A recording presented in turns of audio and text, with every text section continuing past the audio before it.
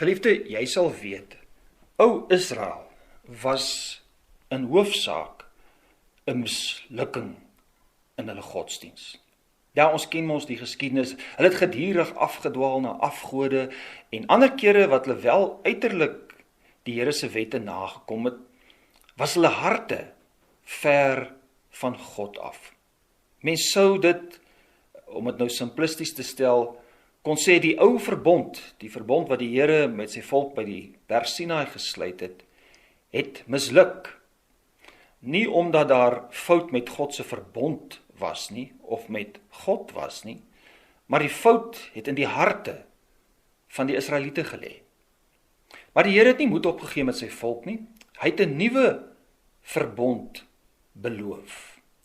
En die kern van hierdie nuwe verbond is die werk van die Heilige Gees. En ons sien dit byvoorbeeld in Jesegiel hoofstuk 36, en ek lees sommer daarvan vers 25 af, ek sal rein water oor julle sprinkel, en julle sal rein wees, van al julle onreinhede, en van al julle afgodsbeelde, sal ek julle reinig. Ek sal vir julle 'n nuwe hart gee, 'n nuwe gees sal ek in julle binneste gee, ek sal die hart van klip uit julle liggame verwyder, en vir julle 'n hart van vlees gee. En luister dan, my gees sal ek in julle binneste gee.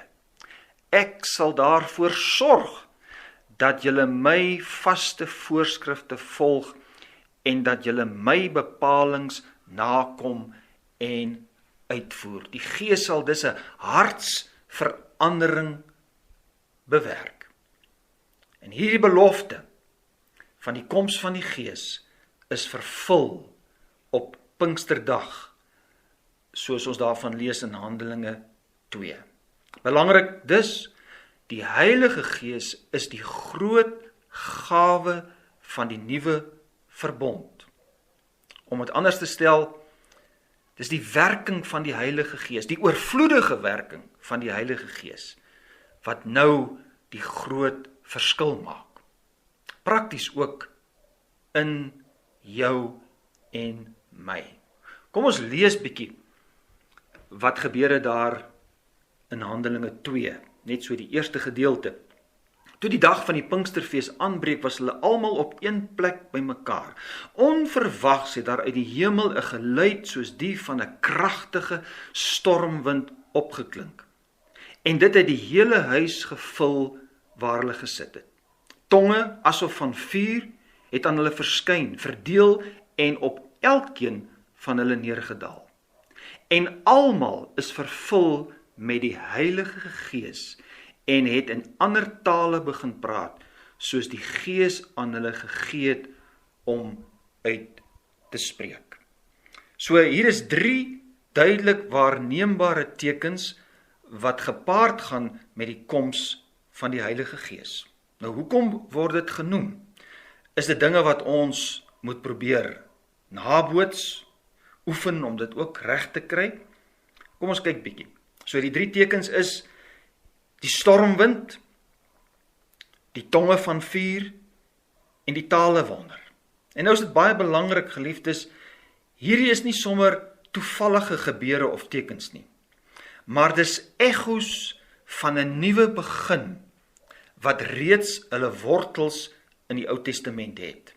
Dit gaan dus nie hier oor die elemente as sodanig as iets wat ons moet probeer naaap nie. Nee, wat vir ons van belang is die heilshistoriese betekenis. Met ander woorde, hoe pas dit in?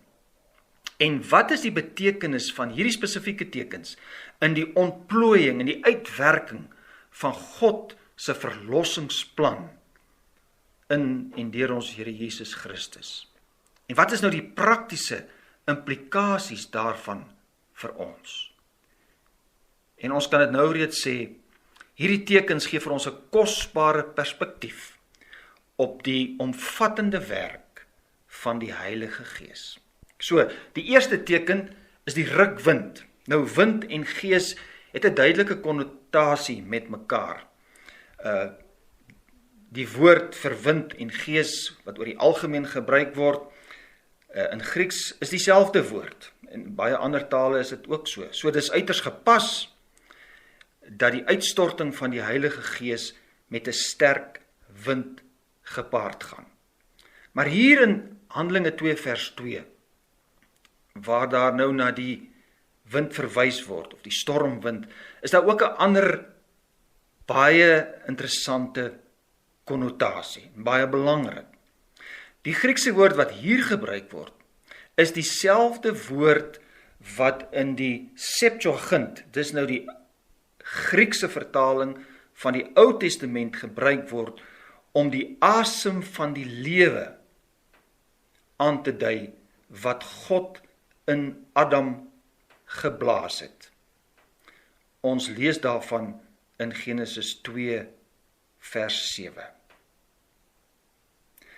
So die konnotasie is, dis die Gees, die asem van God wat lewe gee. En dis presies wat die Heilige Gees doen. Die Heilige Gees bring lewe, skep nuwe lewe.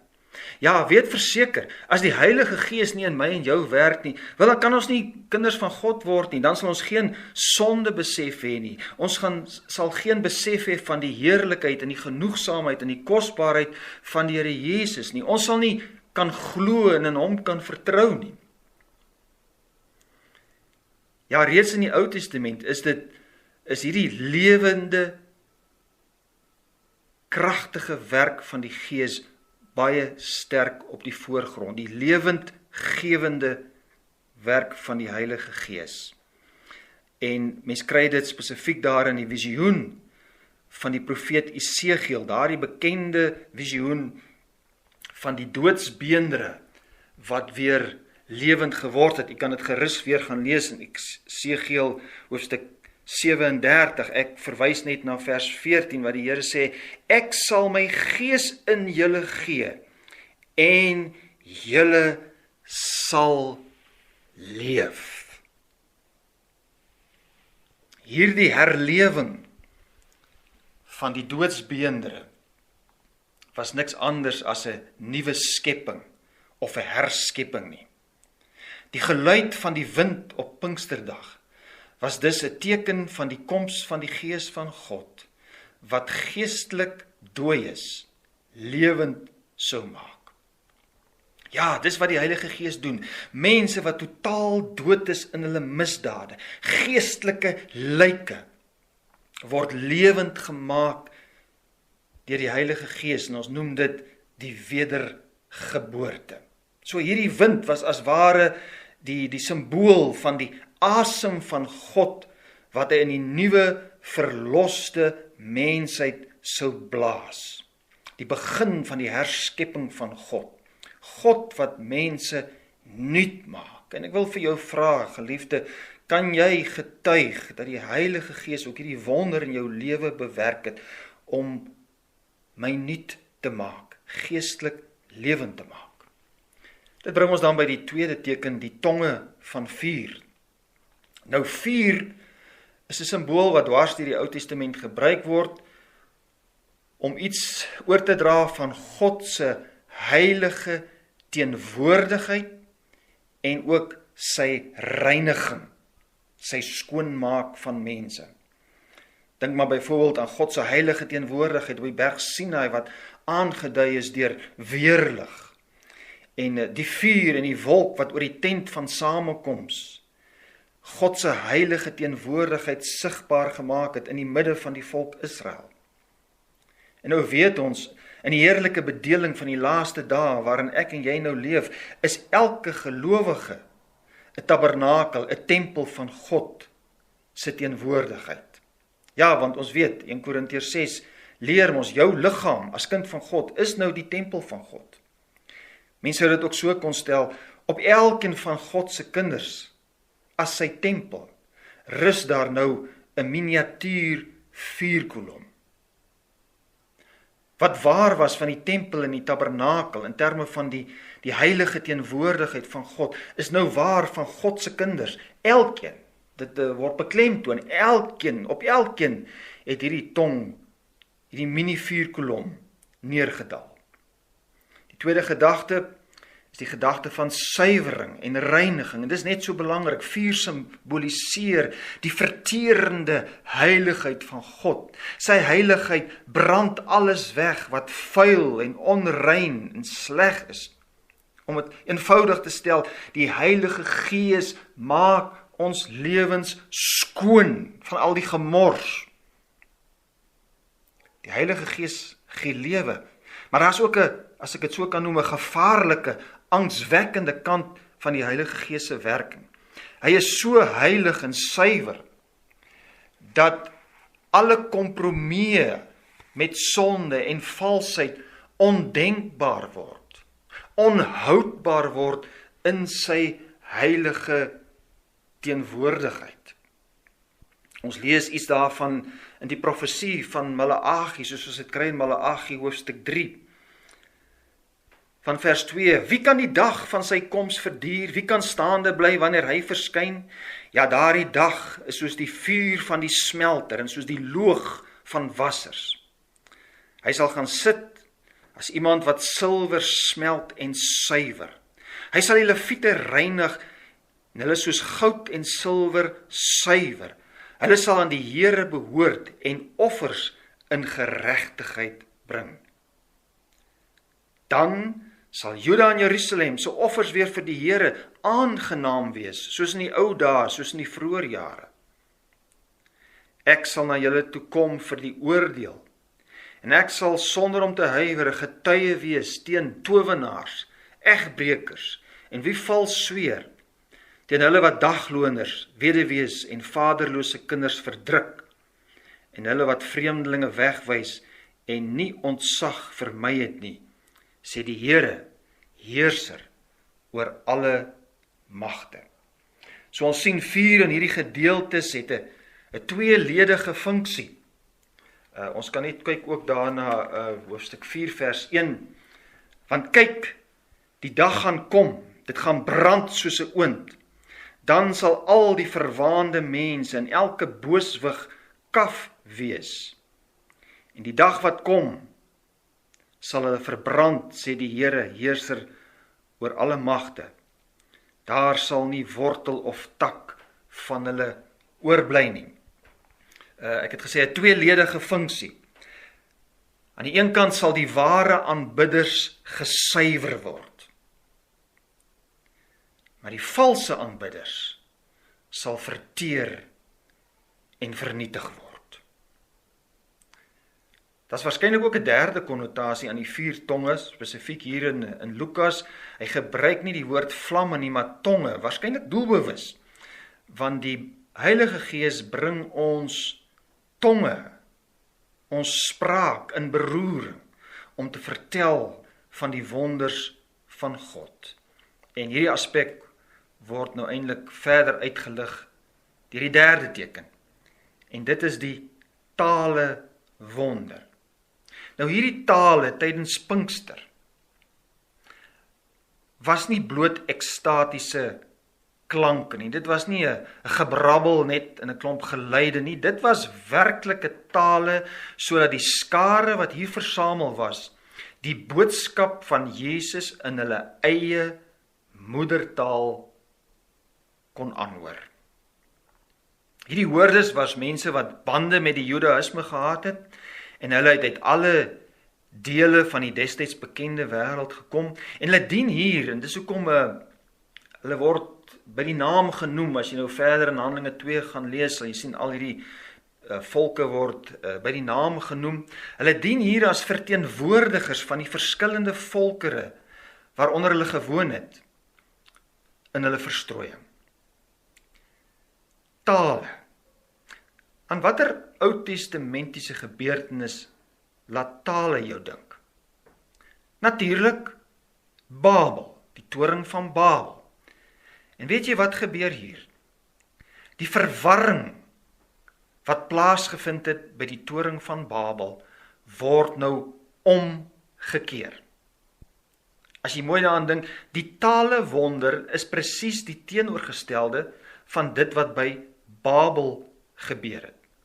Daar het die verskil in taal mense verdeel. Nou word almal verenig in die hoor van God se woord.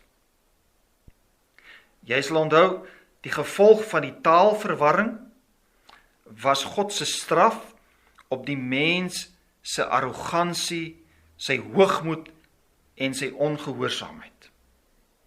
So God het hulle verstrooi weens hulle absolute arrogansie. Met Pinkster word hierdie oordeel nou omgekeer en kom God se omvattende heerlike genade na vore. Mense word nie nou verstrooi nie, mense word nou bymekaar gemaak vanuit elke nasie onder die hemel. Nie soos om tydens die Babelgebeure 'n monument tot hulle eie eer op te rig nie, maar om as verlostes tot eer van God saam te leef in die kerk van die Here Jesus. Ja, want die Heilige Gees bewerk ware eenheid. Nie die tipe eenheid van die United Nations nie, maar ware eenheid in ons Here Jesus Christus. Sonde bring skeiding.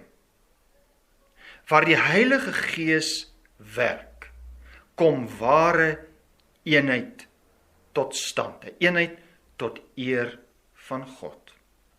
So ons het nou gekyk na die betekenis van die koms van die Heilige Gees, spesifiek na die perspektief wat hierdie tekens ons gewys het. Maar nou wil ek vir jou vra, ervaar jy die werking van die Heilige Gees as 'n werklikheid? Nie die uiterlike tekens nie, maar die werklikheid wat daardeur gesimboliseer word. Kan jy met ander woorde getuig van die wedergeboorte, hierdie nuutmaking van binne? Kan jy getuig dat die Here jou lewe reinig deur sy Gees? Ervaar jy die krag om 'n getuie vir hom te wees en sy boodskap te verkondig? Deel jy in hierdie nuwe eenheid, dit wat ons beleef, daar waar ons saam met God se egte kinders die Here aanbid, al kom ons uit verskillende agtergronde. Een ding is baie duidelik, geliefdes, ons het die Heilige Gees ontsettend nodig. Anders gestel, ons is totaal afhanklik van die diepgaande werk van die Heilige Gees. Ja, dit is wel moontlik om uiterlik godsdienstig te wees sonder die Heilige Gees. Maar ek kan nie sonder die Heilige Gees werklik 'n kind van God wees nie. En ek wil afsluit met goeie nuus. Jy hoef nie net uiterlik godsdienstig te wees nie. Jy hoef nie soos ou Israel vals te wees nie, of altyd te misluk nie. Nee, die Heilige Gees is hier. Hy is tot ons beskikking. En die hoofsaak van dit wat hy wil doen, hy wil vir jou na Jesus toe lei. En dit is die fokus ook van Petrus se prediking hier op Pinksterdag. Ons kry daar in Handelinge 2 vers 21. Dan sal elkeen wat die naam van die Here aanroep, verlos word. Die Heilige Gees wil jou daartoe bring, om die naam van die Here Jesus aan te roep, sodat hy jou kan red. Vat hierdie belofte vir jou op hierdie oomblik. Moenie uitstel nie. Roep nou die naam van Jesus aan, en die Heilige Gees sal 'n verskil maak van binne in jou hart. Amen.